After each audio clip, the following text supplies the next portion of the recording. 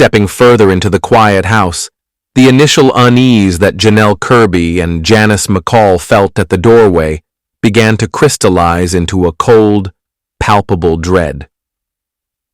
The living room, with its silent testimony of abandoned purses and planned futures, was only the antechamber to a deeper mystery.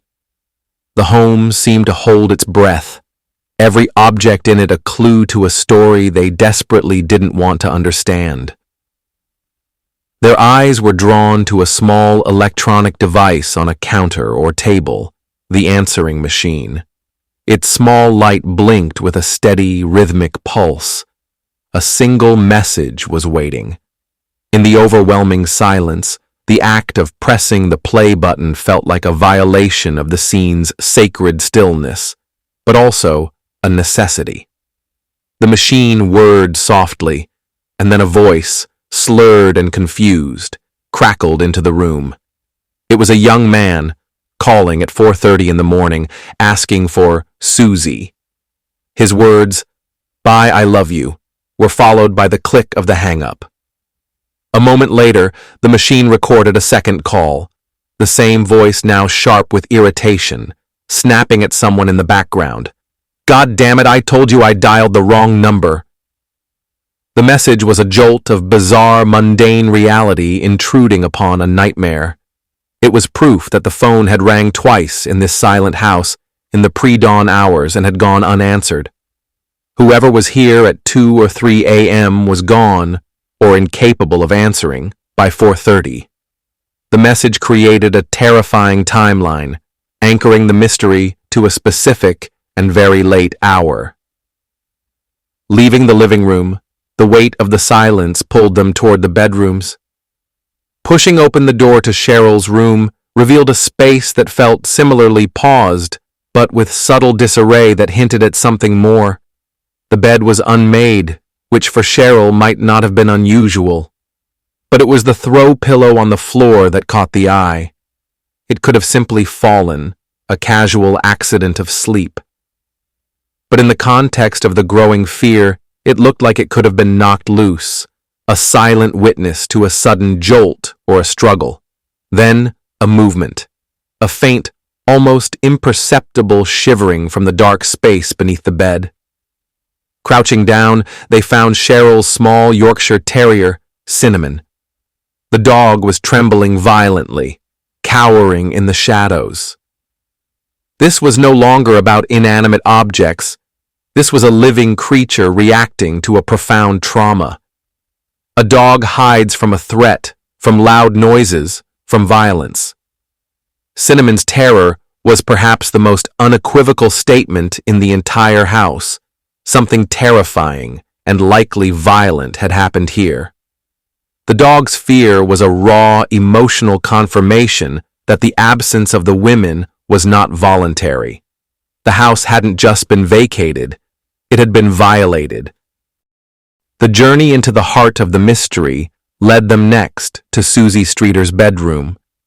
If the living room hinted at interruption and Sherrill's room at potential struggle, Suzie's room offered a glimpse into a life halted in its most intimate, routine moment.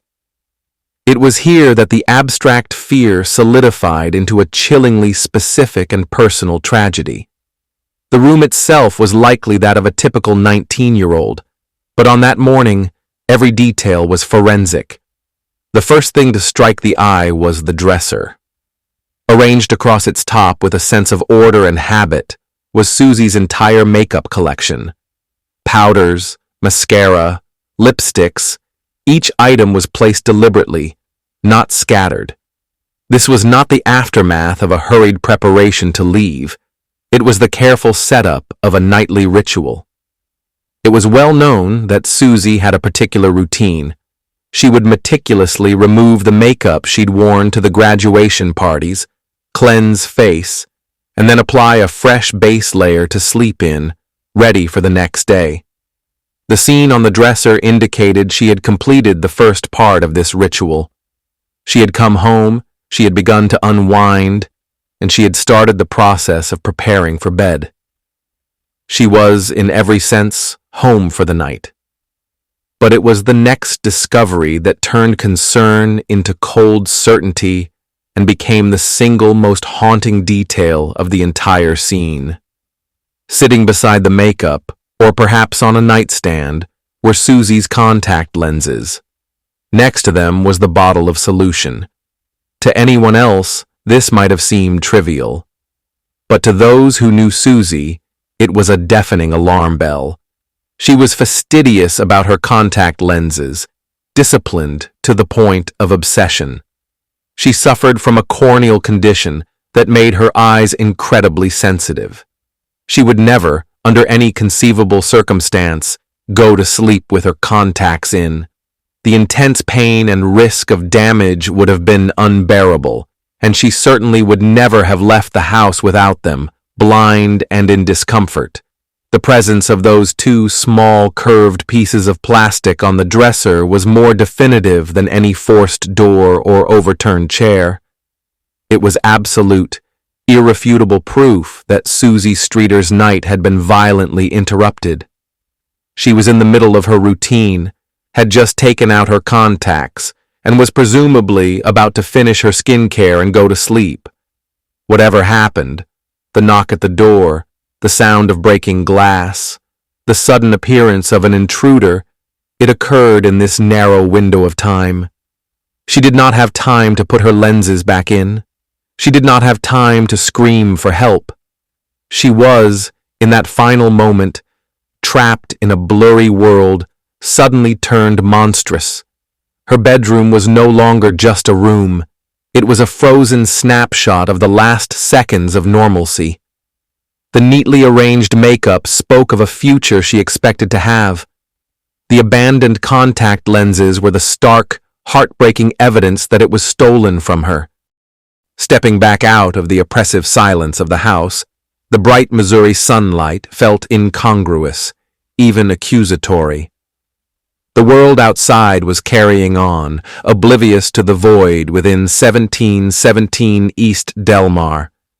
For the investigators who had now arrived, and for the families watching with mounting horror, the exterior of the property ceased to be simply a yard and a driveway.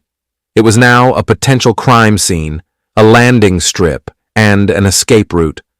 Every detail was scrutinized for the story it might tell. The most prominent feature was the cars. Sherrill Levitt's brand-new Chevrolet Geo Metro sat parked squarely in the driveway, its cherry-red paint gleaming in the morning sun. It was a symbol of normalcy and recent achievement, now horribly out of place. Behind it, inside the closed garage, sat Suzie Streeter's older model car. The presence of both vehicles was a critical, concrete fact that slammed the door shut on a multitude of theories. The women had not driven off somewhere of their own accord. This realization turned the quiet street into a sinister tableau. The driveway, the curb, the patch of street in front of the house, these were no longer just parts of a neighborhood. They were the loading zone. It was here, investigators would soon theorize, that a vehicle not belonging to any of the women had idled in the dark. It was here that 3 lives were forced into a car and vanished into the pre-dawn stillness. The lack of any obvious tire marks or physical evidence on the asphalt offered no clues, making the emptiness itself a kind of evidence, a blank space where answers should have been. The detectives' trained eyes moved over the points of entry. They examined the doors and windows for any sign of a forced entry, a splintered jamb, a cracked window pane, scratches around a lock. They found none. This absence was deeply troubling. It suggested one of 2 equally chilling possibilities.